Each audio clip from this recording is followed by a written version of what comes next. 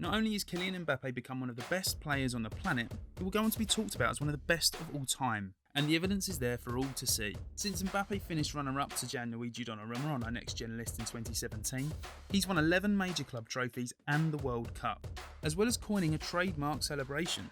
Only the best do that. So how did Mbappe go from French phenomenon to a future great of world football? This is Level Up, Kylian Mbappe. Back in 2017, when we picked Mbappe on our Next Gen list, he was enjoying an incredible breakthrough season with his first club, Monaco. He'd already made a few cameo appearances the season before, becoming the youngest player and goalscorer in the club's history, breaking both records previously held by Thierry Henry. Coach Leonardo Jardim was the man to thrust Mbappe into the spotlight, trusting him as an integral part of his aggressively pressing 4-4-2 system, in a team full of players who went on to big things. Initially, Mbappe was used on either flank in his early appearances, but came to prominence as Radamel Falcao's partner in the front two, a man who Mbappe is credited as having a huge effect on his career. When out of possession, Mbappe became almost a free presser if you like, dropping into midfield and making use of his impressive energy to press the ball freely. This allowed the team to maintain their shape whilst also keeping Falcao as the team's focal point for a quick transition. In attack, Mbappe was asked to run beyond Falcao, using his searing pace to finish moves off, often playing on the last man. He tended to favour drifting out to the left and cutting back inside to penetrate the box, as Monaco adopted a 2-4-4 attacking shape.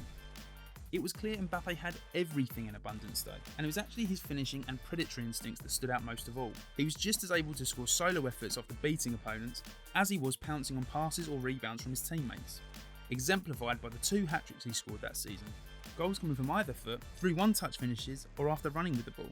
He also scored 6 goals in 6 Champions League games as Monaco went on an unprecedented run to the semi-finals.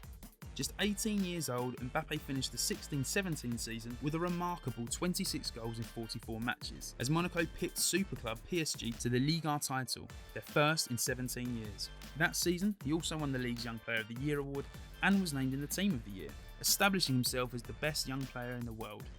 It wasn't too long before Mbappe became Europe's most wanted. He eventually chose to move to PSG in a record-breaking move worth €180 million, making him the most expensive teenager in history. And quite simply, since moving to Paris, Mbappe's rise has been meteoric, becoming one of the best players on the planet.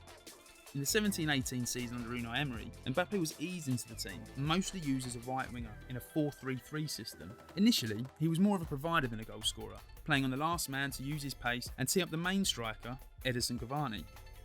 His goal tally may have been down on the previous season, but his assists were up, and despite being named the Young Player of the Year and in the Team of the Year for a second time, as PSG won a domestic treble, it was clear there was still so much more to come from Mbappe.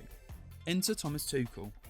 Upon his arrival, the German made Mbappe the focal point of the attack, using him almost exclusively as the main striker, always playing furthest forward, always on the last man. But it wasn't so much about tactical deployment, more about personal development and coaching. Under Tuchel's tutelage, Mbappe worked in spatial awareness and movement. With Angel Di Maria and Neymar either side of him, Mbappe worked on making runs earlier and shaping them, moving on the blind side of defenders, so as not to become so reliant on his pace.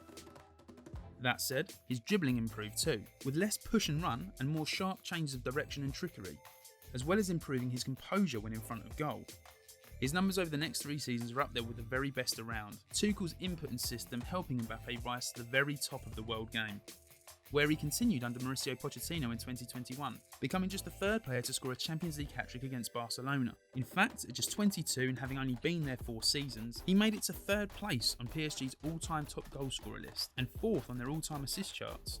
Not to mention an unrivaled trophy haul for a player so young. Unsurprisingly, Mbappe is the talisman for the French national team too, in the most gifted generation in their history. Since making his debut in 2017, Mbappe has been a near ever-present for Didier Deschamps' side, interestingly, often playing on the right of a front 3. Olivier Giroud acts as a target man, feeding balls to the pacey Mbappe or Antoine Griezmann on the other side. It was in 2018 though that it became a household name worldwide. Mbappe was by far France's best player at the World Cup that year, scoring 4 goals on his way to lifting the trophy, including a sensational strike in the final against Croatia. This made him just the 2nd teenager in history to score in a World Cup final, after none other than football royalty Pelé. who took time to congratulate Mbappe himself. He also won the tournament's Best Young Player award. And there it is, Kylian Mbappe's journey from next gen to now. That's how he levelled up. We usually end the episode by examining what our feature player might achieve in the future. But honestly, when talking about Kylian Mbappe's future, we could be here forever. There's nothing he can't do. He's already won 4 league titles and the World Cup. No doubt he'll want to add a Champions League or 2 to that, and lead France to more success, starting with the Euros perhaps.